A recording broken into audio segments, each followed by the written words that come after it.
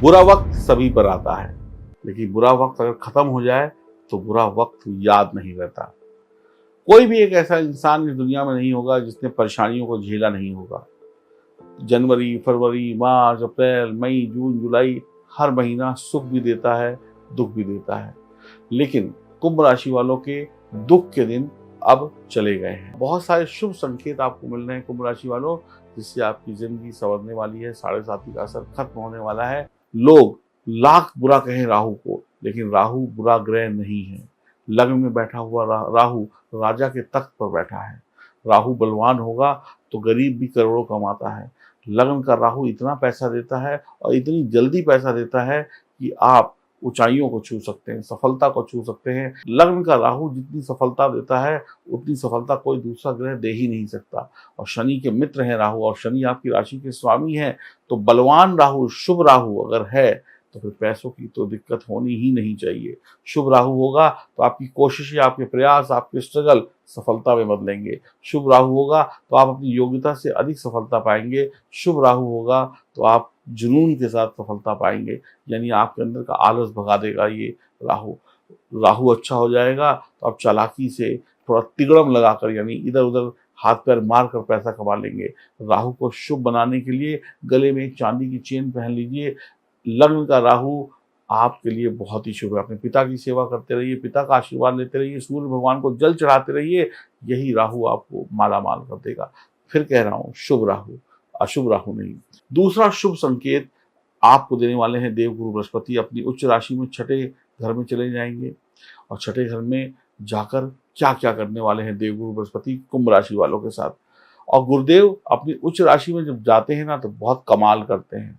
और गुरुदेव आपके लिए बहुत ही अच्छे भावों के स्वामी हैं। एक लाभ भाव के भी स्वामी हैं, प्रॉफिट के भाव के भी स्वामी हैं। तो अब लाभ और प्रॉफिट का स्वामी अगर छठे यानी नौकरी के घर में उच्च का हो रहा है तो फिर कुंभ राशि वालों को चिंता की क्या बात है। अब तो टेंशन खत्म हो रही है। कुंभ राशि वाली तो करोड़ों अरबों कमाने के मौके अब उनके पास आएंगे। लेकिन छठा घर रोग का भी है, परेशानियों का भी है, इस बात को भी नहीं भूलना चाहिए। तो जो लोग डॉक्टर हैं, जो लोग लॉयर हैं, जो लोग एडवाइज़र हैं, जो लोग कंसल्टेंट हैं, जिनकी सलाह से लोगों की समस्याएं खत्म होती हैं, या लोग योगा टीचर हैं, या ऐसे फील्ड से जुड़े हुए लोग कोई जॉब करते हैं, तो गुरुदेव आपको शानदार आशीर्वाद दे रहे हैं कि आप आगे बढ़िए, आपका काम बहुत बढ़िया चलने वाला है। जो लोग टीचर हैं, जो लोग कंपटीशन की तैयारी करवाते हैं, उनका काम बहुत बढ़िया चलने वाला है। बाकी फील्ड के जो भी लोग हैं उनको थोड़ा सा सावधान रहने की जरूरत होगी। यानी कि ये जो फील्ड मैंने बताई, अगर आप इससे जुड़े हुए हैं तो आपके वारे न्यारे होने वाले हैं। दिन दूनी रात चौगुनी तरक्की आपको देखने को जरूर मिलेगी, अगर कुंडली में सब कुछ सही और शुभ हुआ तो। क्योंकि छठा बृहस्पति अज्ञात शत्रु का योग भी बनाता है। देखिए, देवगुरु बृहस्पति यहाँ पे बहुत फायदा भी दे रहे हैं, लेकिन छठे घर का बृहस्पति अज्ञात शत्रु योग बनाता है। यानी आपके शत्रु नहीं होंगे, आप दूसरों को शत्रु बना लेंगे। यानी आप दूसरे की लड़ाई में लड़कर दूसरे के शत्रु को अपना शत्रु बनाकर परेशान हो जाएंगे।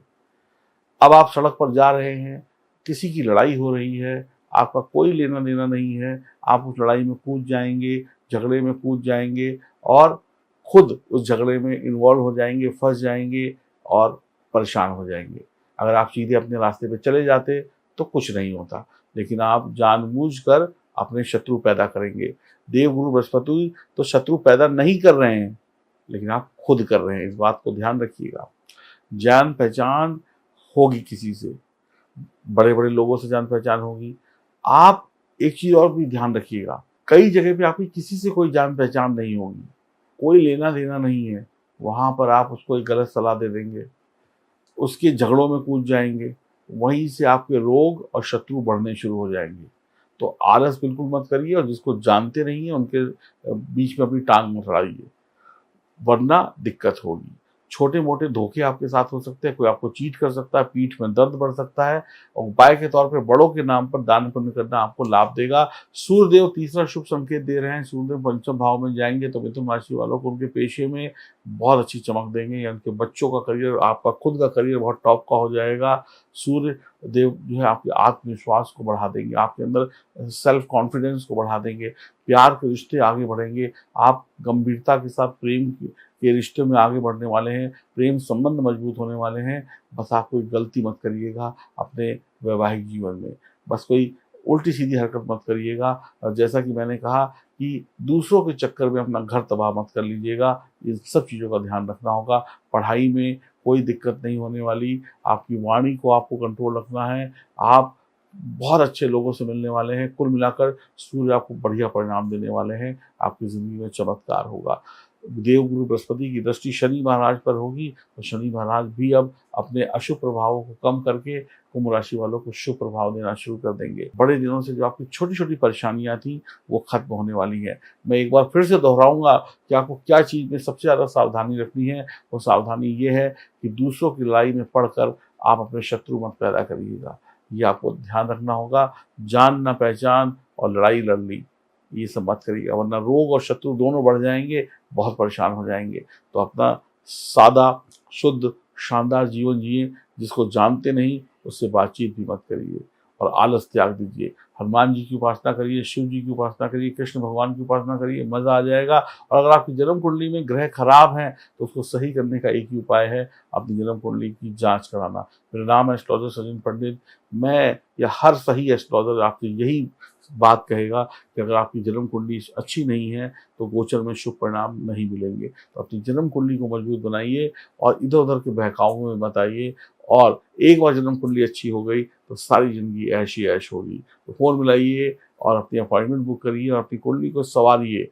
यही आपके पास मौका है। राधे राधे।